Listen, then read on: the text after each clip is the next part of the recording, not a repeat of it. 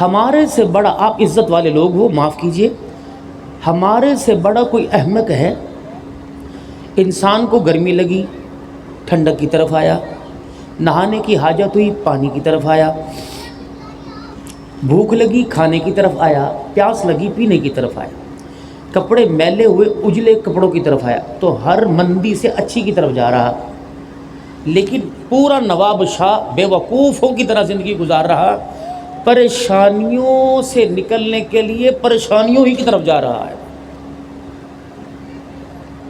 پریشانیوں اور الجھنوں کے سے نکلنے کے لیے پریشانیوں کی طرف، اور پریشانیوں کا حل پریشانیوں میں تلاش کر رہا۔ کیسے؟ دکان ہے خالی پڑی، اس کے اندر کام کوئی نہیں، اور پتہ ہے قرض ایک مرض ہے۔ اب کیا کہہ رہا؟ سیزن لگانا ہے، 2 لاکھ روپے دے، 25 کو واپس کر دوں گا، 25ویں روزے گھر آ کے دوں گا، اور اسے پتہ ہے کہ بیڑا غرق ہو گیا حکومت کی طرف سے عوام کی طرف سے، تو 25 کے 50 لانتوں کا تو جلت گریبان پکڑے جائیں گے، لیکن اب وہ پریشانی سے کیا کروں یار، گھر کا خرچہ ہے، کرایہ دینا ہے، بچے ہیں، فلانا ہے۔ اس نے جب اتنی بڑی پریشانیوں کا انبار لگایا تو قرض نے کہا آؤں گا، اتنا تیرے پہ حاوی ہو جاؤں گا، تجھے میں پنکھے سے کنویں میں پانی میں گرنے پہ مجبور کروں گا، تیری مہربانی مجھے قبول نہ کر، مجھے اپنے سینے سے لگا، اس سے گزارا کر۔ انہوں نے کہا نہیں نہیں نہیں، پیسہ آئے گا، دکان بھر دوں گا، لوگ کہیں گے واہ واہ یہ مال ڈالا، فلانا کرا فلانا کرا۔ اب پریشانی سے نکلنے کے لیے پریشانی کے اندر جا رہا۔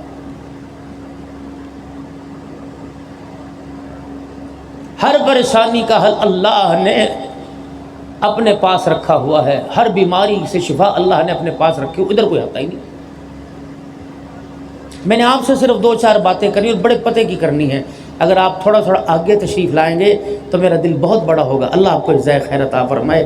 ان کے بارے میں آپ سے اور آپ کے بارے میں کچھ ان سے میں نے مشورہ کرنا ہے۔ آ جاؤ میرے پیارے، آ جاؤ آ جاؤ آ جاؤ، بہت قیمتی بات ہے انشاءاللہ۔ میں گری پڑی بات مجھے عادت کوئی نہیں کرنے کی، پر آپ کو پتہ ہے میرے پہ فتویٰ لگاؤ مولوی صاحب نہ لگاؤ، یہ جتنی میری کارگزاری ہوتی ہے میں نہیں، میرے گھر والوں کو پتہ نہیں ہوتا، اللہ کی قسم میرے گھر والوں کو اکثر پتہ نہیں ہوتا۔ نام تیرا 4 گھنٹے پر نمبر مدرا، تو مدینے تو نہیں چلا گیا؟ جو چپ، کسی کو نہ بتانا، بھائیوں کو نہ بتانا، کوئی پتہ نہیں ہوتا کس وقت بلا۔ ساری وہاں جا کے حضور کے روز صلی اللہ علیہ وسلم پر بیٹھ کے دامن پھیلا کے ساری کارگزاری سناتا ہوں۔ نواب شاہ گیا تھا، یہاں گیا تھا، اتنے لوگوں نے داڑھی رکھی، اتنے مرید ہوئے، اتنی مسجدوں کے لیے چندہ ہوا، اتنے مدرسوں کے لیے ہوا۔ یا رسول اللہ دوبارہ تشکیل کر دیجئے اور کارگزاری کے لیے 1 مہینے کے اندر دوبارہ بلا لیجئے، اور اللہ قبول فرما لیتا ہے۔ اللہ کہ ہمارا مرکز مدینہ ہے، مکہ اور مدینہ۔ اپنے وقت کو مت ضائع کیجیے، 5 کام کی عادت ڈال لیں، اللہ ہر سال اپنے گھر کا مہمان بنائے۔ آسان سے کام ہے، پڑھا لکھا بھی کر سکتا ہے، ان پڑھ بھی کر سکتا ہے، 5 کام کی عادت ڈال لیں۔ ایک نیت کر لیں کہ میں نے حج یا عمرہ کرنا ہے، انما الاعمال بالنیات، اعمال کا دار و مدار میں نے کرنا ہے اسی سال، پیسہ ہے نہیں میں نے جانا۔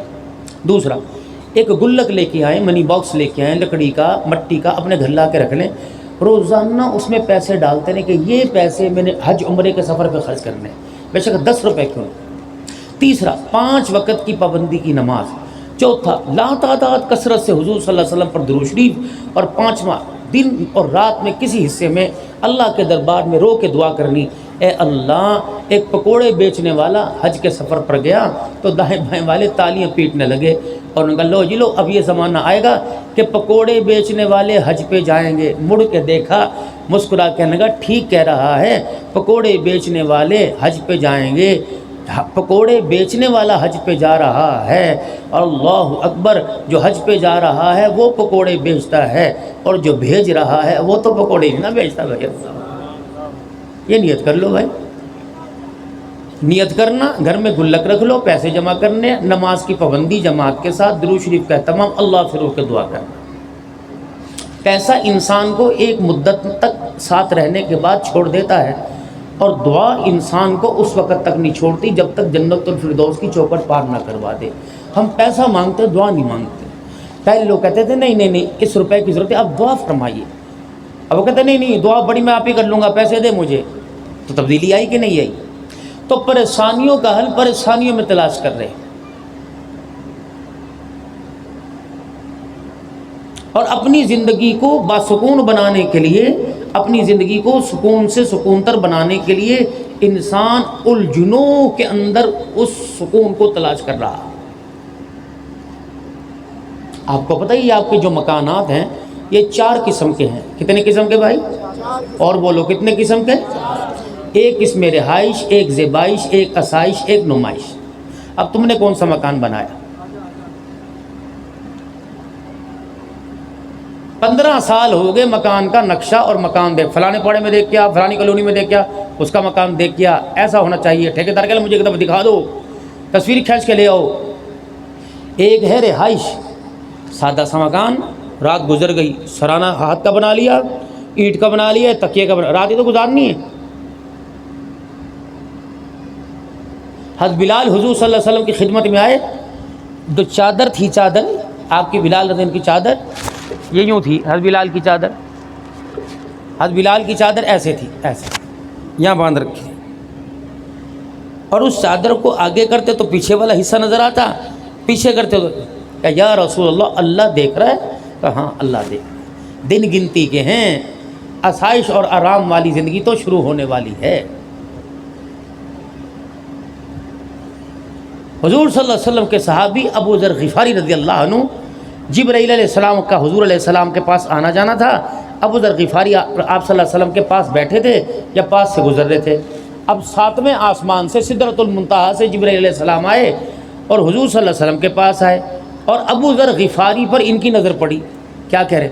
یا رسول اللہ صلی اللہ علیہ وسلم، یہ ابو ذر ہے؟ آپ نے حیرانگی سے، جبرائیل تو اس کو جانتا ہے؟ تو جانتا ہے؟ اب کیا کرے؟ جی یا رسول اللہ، میں اسے جانتا ہوں، میکائیل اسے جانتا ہے، اسرافیل اسے جانتا ہے، حتیٰ کہ 7 آسمان کے فرشتے اس کو جانتے ہیں۔ کیوں؟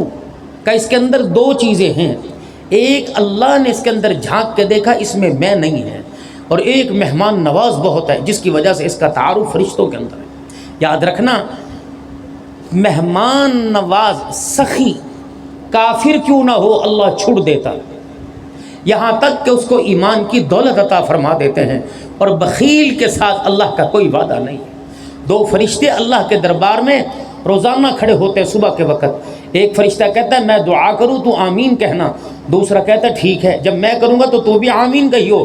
پہلا فرشتہ کہتا ہے اے اللہ جو تیرے راستے میں دیتا ہے اس کا مال بڑھا دے، وہ فرشتہ کہتا ہے آمین۔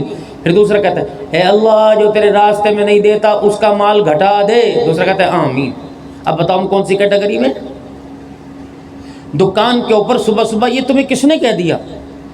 دکان کے اوپر صبح صبح کوئی آیا اور نے کہا یار 1 کلو چینی، آدھا پتی کا پیکٹ دے دے، اور 1 پاؤ کی تھیلی دے دے گھی کی، اور آدھا کلو دال دے دے، پیسے انشاءاللہ شام کو جب آؤں گا دوں گا۔ انہوں نے کہا نا بابا بنانا، ابھی تو میں نے شروع ہی نہیں کیا، اور پہلی گاہکی میں ادھار، سارا دن نہ ہو سکتا کہ کس الو کے پٹے نے کہہ دیا۔